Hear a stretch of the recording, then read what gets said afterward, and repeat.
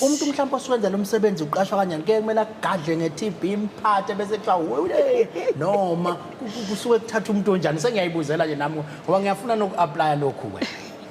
Umuntu owu-co-ordinator umhlengikazi. Okay.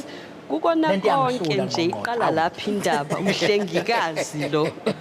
Ofundile wagogoda afundela ubuhlengikazi wahamba wayosebenza ezikhungweni zempilo.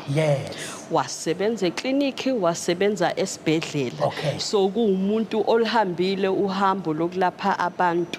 Ikakhulukazi abantu abanenhlobo ngenhlobo zeguli kwase kuba ukuthi ke so bese ngibhekelela kakhulu lesi sifo sofuba akuthatha noma iluphi ifuka ake ngejubane lapha yahamba qala dadewethu namfowethu usebenze push ibhenti gijime ukwazi ukuze uzokwazi ukuthi mawugada ubanika umhlahlandlela abanye abasasebenza kube yinto oyaziyo.